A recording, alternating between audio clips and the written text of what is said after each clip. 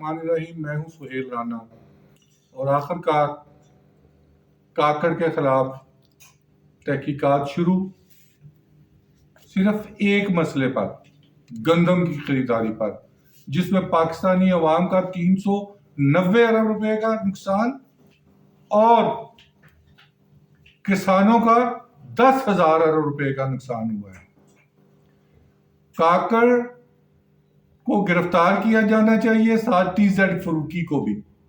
इसी तरह वजारत इत्तलात व नशरियात में सोलंकी ने 50 अरब रुपए से ज्यादा का नुकसान बचाया, PSL ना दिखाकर और न्यूजीलैंड की सीरीज ना दिखाकर। इसमें जो भी जिम्मेदार है उनको भी गिरफ्तार किया जाए।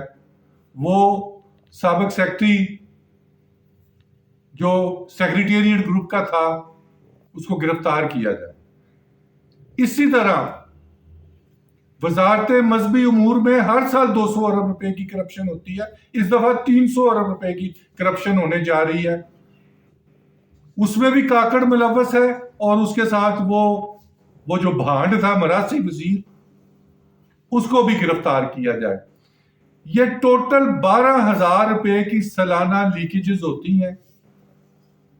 इन्हीं को रोक लिया जाए तो हम IMF को खुद कर्जा देंगे, किसी से कर्जा लेने की जरूरत नहीं पड़ रही। सोलर 70-60% लोग जा रहे हैं, कहां से IPPs को पैसे देंगे ये अल्लाह बेहतर जानता है। बिजली 100 रुपए यूनिट टैक्स डाल के लोगों को दी जा रही है।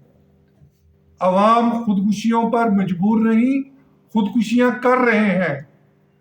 मौजूदा हुकूमत 1.5 माह में मासवाए काकड़ के खिलाफ तहकीकात शुरू करने के अलावा कुछ नहीं कर पाई और आइंदा 15-20 रोज में कुछ ना किया गया तो अवामी रद्द अमल आएगा। खुशाइन बात है कि ईरानी सदर का दौरा कामयाब रहा।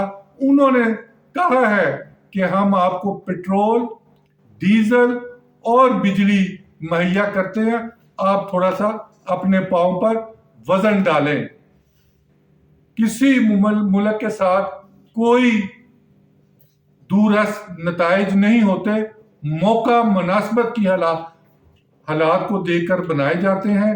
अब देखना यह है कि आइंदा चंद रोज में ईरान, सऊदी अरब के साथ जो मायदे हुए हैं उनको एग्जीक्यूट किया जाता है या नहीं।